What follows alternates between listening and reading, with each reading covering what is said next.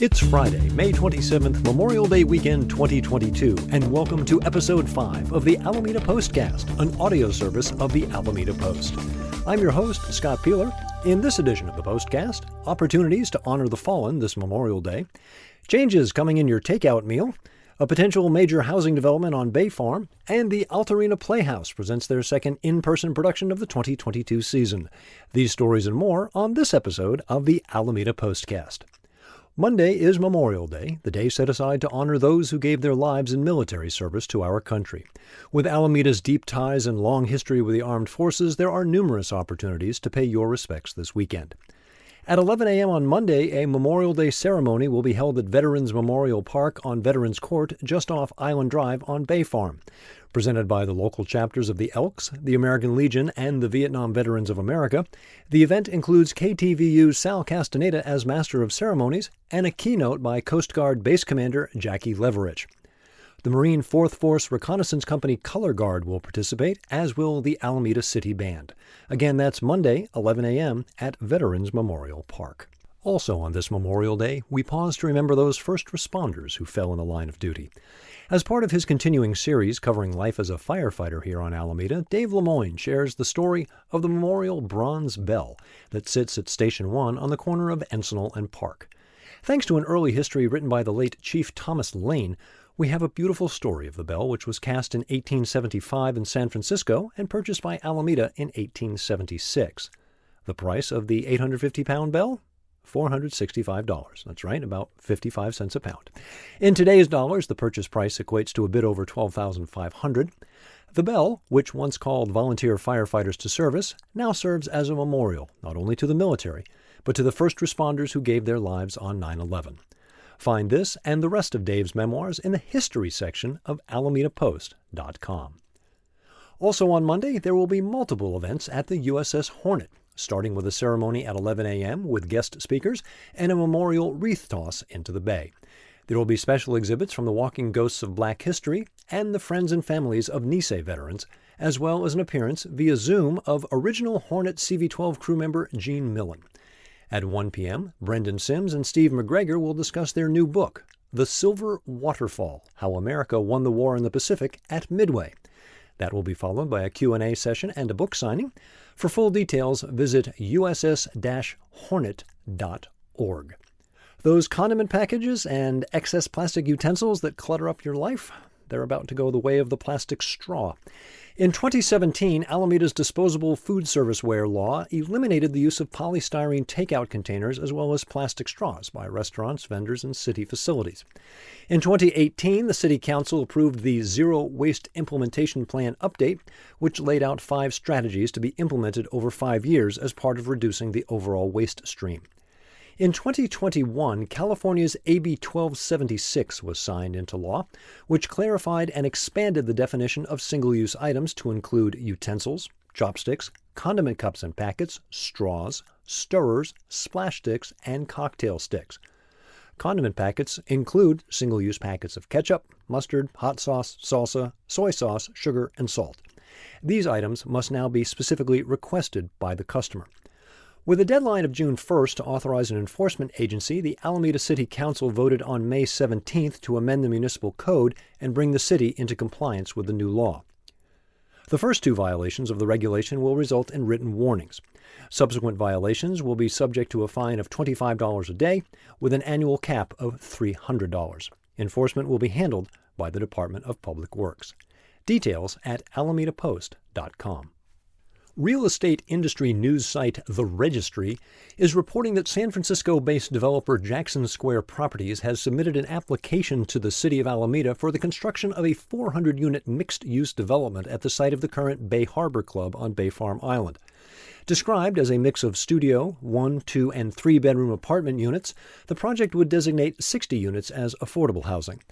The design details the construction of a 5-story property with a 675-vehicle parking garage.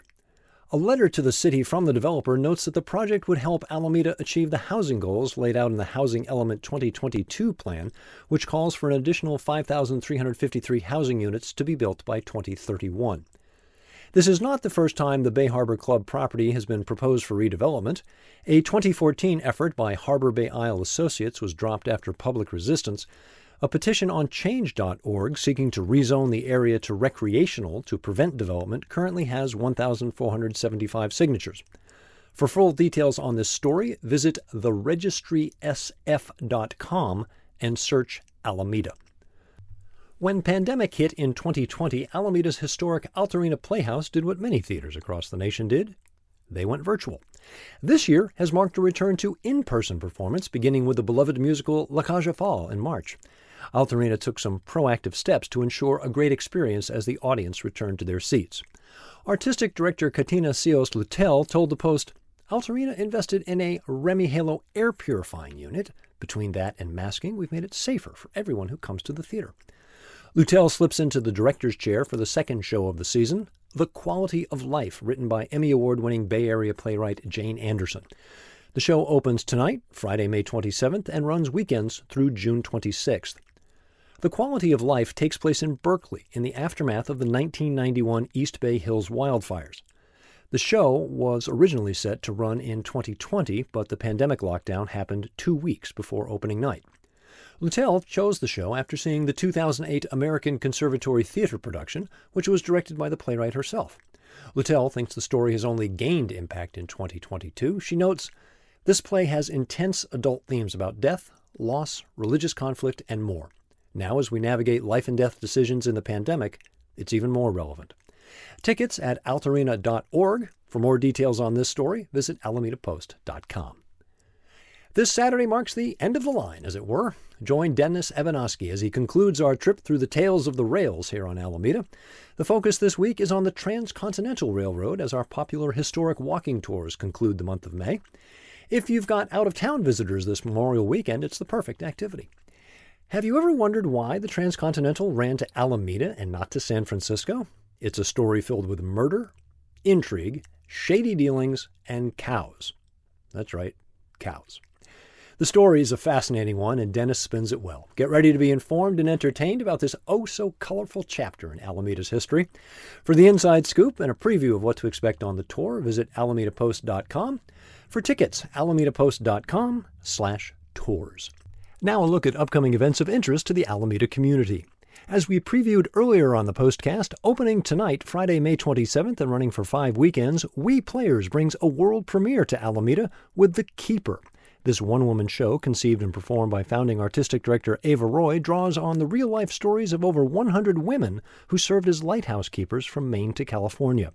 Performances will be at Alameda Point in the courtyard of Building 16 at the corner of West Essex Drive and Saratoga Street. Follow the signs from City Hall West, proof of vaccination required, masks optional. For more details, visit weplayers.org. That's WEPLAYERS.org. Every Saturday and Tuesday, the Alameda Farmers Market sets up shop at Haight and Webster. Check out the selection of local goods and produce from 9 a.m. until 1 p.m. on those days. Parking is limited, so take advantage of the great weather and walk or cycle to see what the market has to offer. You can preview many of the vendors on the market's Facebook page.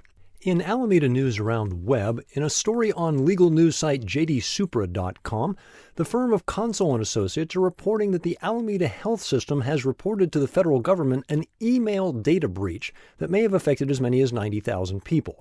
There are no details yet as to the type of information, if any, that was compromised. Alameda Health System operates 5 hospitals in Alameda County. The Post will be following this story as it develops. For details, visit jdsupra.com. That's jdsupra.com. Search Alameda. As an independent news source, the Alameda Post does not take positions or provide endorsements for candidates or propositions.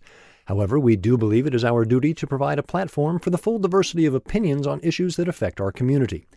Currently on AlamedaPost.com, reader Gretchen Hoff-Varner has expressed her support for Proposition B, the school funding measure to be voted on June 7th.